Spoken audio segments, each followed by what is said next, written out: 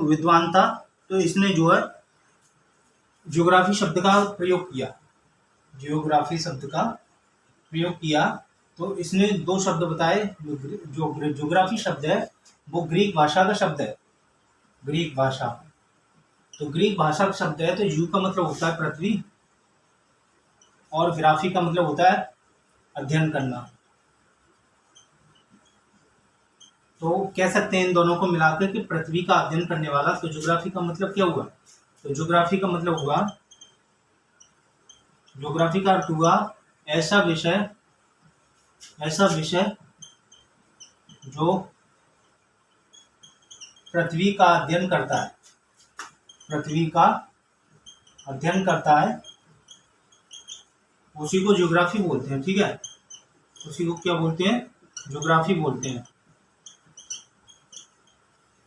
तो पृथ्वी के अध्ययन करने वाले विषय को ही क्या बोलते हैं? ज्योग्राफी बोलते हैं। और ये ग्रीक भाषा का शब्द है। सबसे पहले एराटोस्थेनीज ने जो है इसका प्रयोग किया, और ये ग्रीक का था। एराटोस्थेनीज की जो टाइमिंग थी 276 से 194 ईसा पूर्व थी। 276 ईसा पूर्व से लेके 194 ईसा पूर्व तक इसकी जो है टाइमिंग थी। तो इसने जो है ज्योग्राफी शब्द का प्रयोग किया सबसे पहले। और दोनों को एक साथ रखने पर जो बात बनती है, दूसरी बात अगर परिभाषा करें तो पृथ्वी का वर्णन, तो इसकी परिभाषा बनती है। तो ज्योग्राफी शब्द का अर्थ क्या हुआ? पृथ्वी का वर्णन। क्या हुआ भाई? पृथ्वी का वर्णन। ठीक है, मैं देख लेता हूं, आपको दिखाई दे रहा है कि नहीं दे रहा? ठीक है, तो इस तरीके से ये है पृथ्वी का वर्णन। अच्छा, एक बात बतानी है कि ज्योग्राफी जो है पूरी तरह से शब्द नहीं था, ग्राफोस शब्द दिया था। ग्राफोस, वैसे ग्राफोस होता है, ग्राफोस, तो इसका मतलब होता है वर्णन करना, वर्णन करना। ठीक है, ग्राफोस का तो कहाँ लिख दूं? यहाँ लिख देता हूँ ग्राफोस। तो इसका मतलब होता है वर्णन करना। अच्छा, भूगोल विषय को एक विषय के रूप में व्यवस्थित करने का कार्य या स्थापित करने का कार्य जो है यूनान के लोगों को जाता है। क्वेश्चन आ जाता है कि भूगोल जो विषय है, भूगोल विषय को जो स्थापित करने का कार्य जो है वो किसने किया है? स्थापित करने का कार्य वो यूनान के लोगों ने किया है, यूनान के निवासियों को जाता है। क्योंकि एक किताब लिखी थी जिसका नाम था जस्ट पीरियड्स, यहाँ लिख देता हूँ, एक किताब लिखी थी जस्ट पीरियड्स।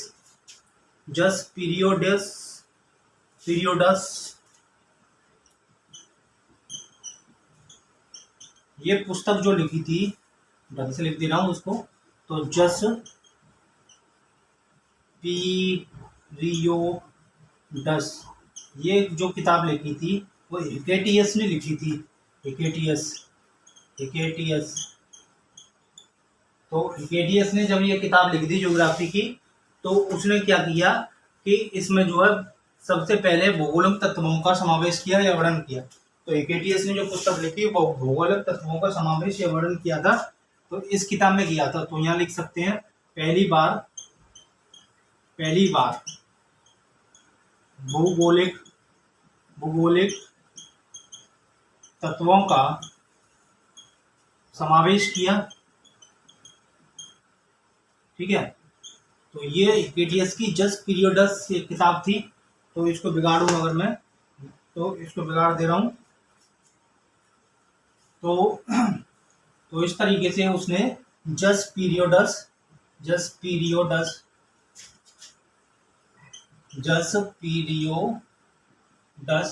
इसमें पहली बार हिकेटियस ने क्या किया? हिकेटियस नाम का एक व्यक्ति था, हिकेटियस, और ये कहाँ का था? ये यूनान का था। इसने क्या किया? इसमें पहली बार पृथ्वी के जो के विभिन्न तत्वों को समावेश किया, भौगोलिक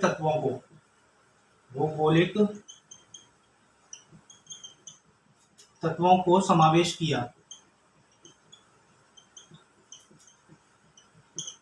तो ये किताब अगर पूछ ले आपसे कि कि पूछ रहे कि जस्ट पीरियडस किसने लिखी है, तो हिपेटियस ने लिखी है। ठीक है, हिपेटियस कहाँ का है, यूनान का है।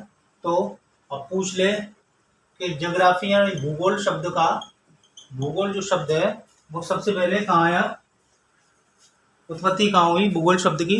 तो आप कह सकते हो भूगोल शब्द की उत्पत्ति, भूगोल शब्द की उत्पत्ति आप कह सकते हो कि उत्पत्ति कहाँ होती है, वो होती है यूनान में।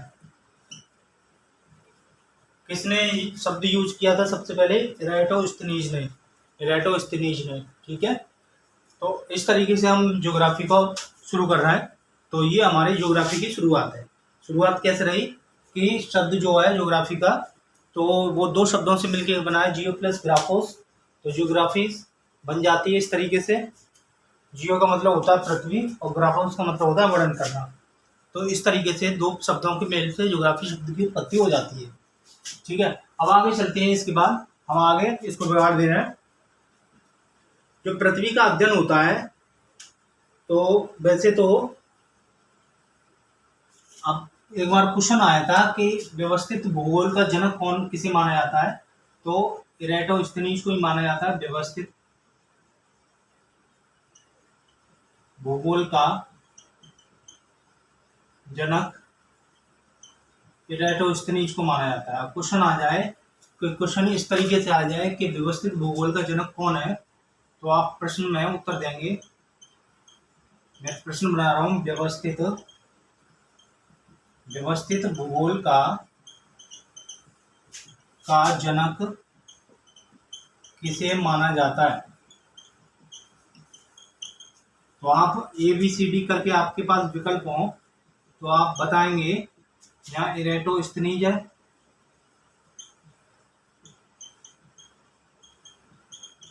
नंबर 2 पे आपका हिपेटियस है,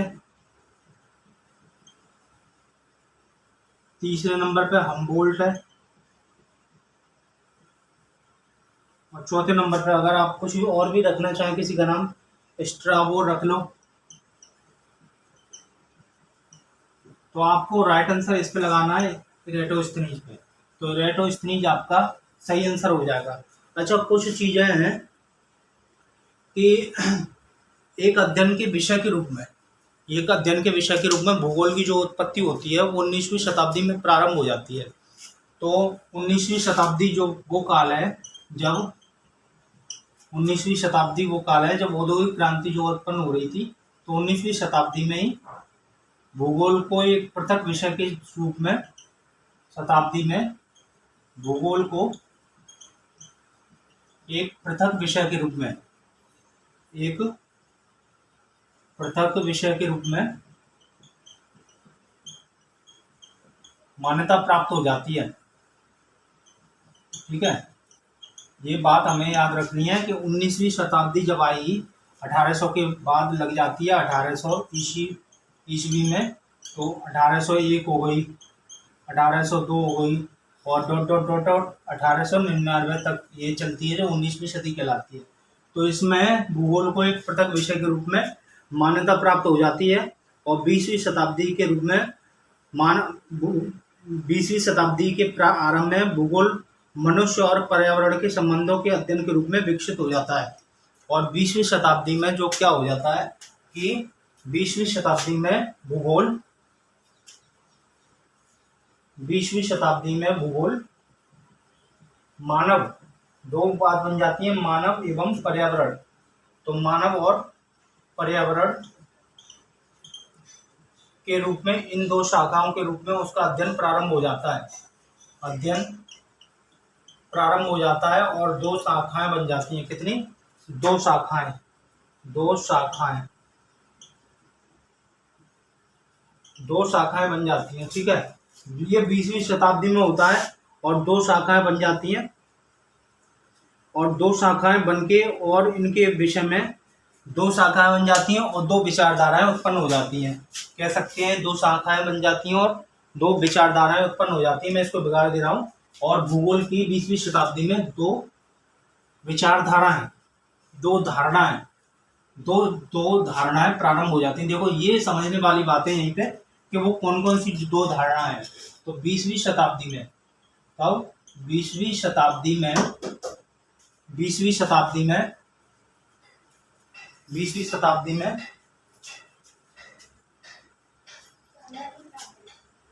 तो 20वीं शताब्दी जब आ जाती है तो 20वीं शताब्दी में भूगोल का अध्ययन प्रारंभ हो जाता है। ठीक है, अध्ययन प्रारंभ हो जाता है, या लिख सकते हैं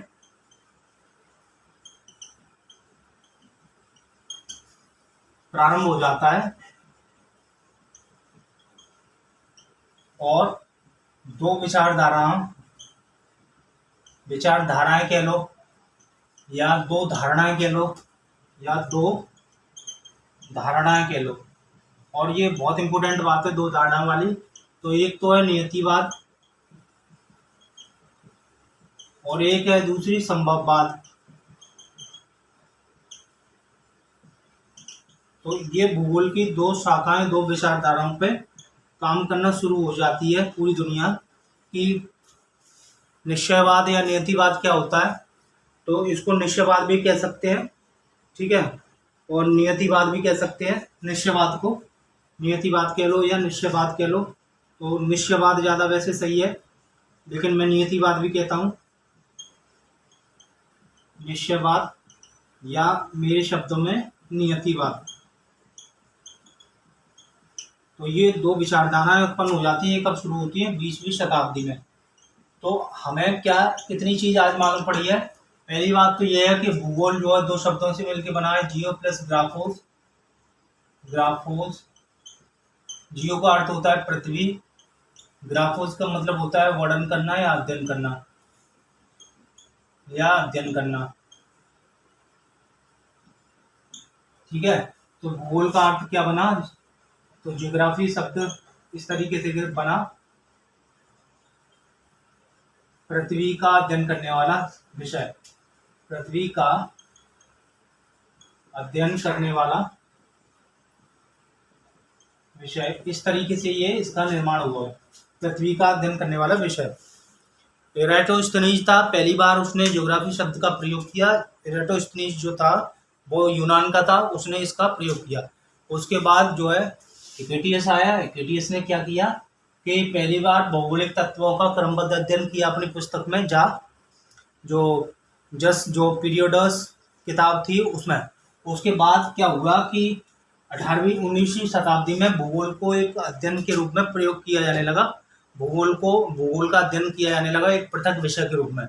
और 20वीं शताब्दी में क्या हुआ कि 20वीं शताब्दी में भूगोल का अध्ययन हुआ और दो चीज़ों को डिवाइड कर लिया गया। भूगोल में दो विचारधाराएं बनी। कौन कौन सी विचारधाराएं बनी? तो नंबर 1 की विचारधारा बनी निश्चयवाद या नियतिवाद, दूसरी संभववाद।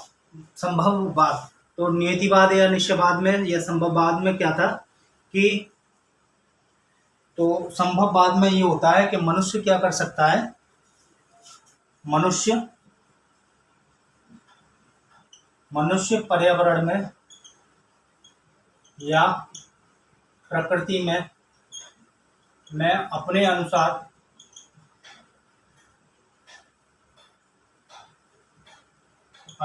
परिवर्तन कर सकता है।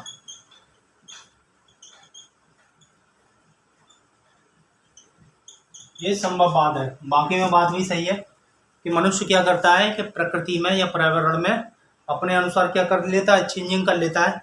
तो उसी को क्या करते हैं, संभववाद कहते हैं। सपोज कीजिए कि नदी कहीं से निकल के जा रही है और प्रकृति ने बनाई नदी और इंसानों ने अपने उसके अन्य कार्यों के लिए, लाभ के लिए उसमें से नहर खोद दी। तो ये क्या है, प्रकृति का वो क्या कर रहा है, चेंजिंग कर रहा है अपने अनुसार। कहीं पे प्रकृति में पहले नेचर में जंगल थे किसी स्थान पे, उस जंगल को काट के उसने कृषियों की भूमि को पैदा कर लिया, तो ये संभववाद है। कहीं पे घर नहीं थे तो उसने बड़ी बड़ी बिल्डिंग बना दी, तो ये संभववाद है। एक तरीके के पहाड़ बना लिए उसने, तो ये संभववाद है। अभी क्या है कि हाल फिलहाल नई नई टेक्नोलॉजी आ रही है, नई नई तकनीक का विकास हो रहा है, तो लोग क्या कर रहे हैं कि समुद्र में भी घर बना रहे हैं। तो समुद्र में मिट्टी नीचे से निकाल के उसको जो है पानी पे फैला रहे हैं और वहाँ भूमि क्रिएट कर रहे हैं। रेगिस्तान है, रेगिस्तानी जो मरुस्थलीय भूमि होती है उस पर क्या कर रहे हैं, पानी को ले जाके वर्षा करा के आर्टिफिशियल या फिर कुछ ऐसे जेनेटिकली कुछ ऐसे पौधों का निर्माण कर रहे हैं जो सूखा रहित क्षेत्र होते हैं उसमें भी वो उत्पन्न हो जाते हैं, उगाते हैं। तो एक संभववाद है। तो एक तो ये एक थ्योरी है। दूसरा है निश्चयवाद, नियतिवाद। नियतिवाद या निश्चयवाद में क्या होता है कि इसके अनुसार मनुष्य सारे काम पर्यावरण द्वारा निर्धारित होते हैं। तो इसमें ये थ्योरी है कि मनुष्य एवं मनुष्य द्वारा, ऐसे कह सकते हैं, मनुष्य द्वारा सारे कार्य, ऐसे कह सकते हैं कि इसमें मनुष्य द्वारा किए गए सारे कार्य प्रकृति द्वारा निर्धारित होते हैं। किसके द्वारा निर्धारित होते हैं? प्रकृति द्वारा। यानी जो कुछ मनुष्य करता है वो प्रकृति द्वारा करता है, जो प्रकृति करवाती है वो करता है। तो इसकी ये क्या है कि ये इसकी डेफिनेशन है, मनुष्य अपनी इच्छा से प्रकृति में परिवर्तन नहीं कर सकता। तो इसका ये मतलब है, दूसरी बात कह सकते हैं, तथा मनुष्य अपनी ओर से पर्यावरण में परिवर्तन नहीं कर सकता।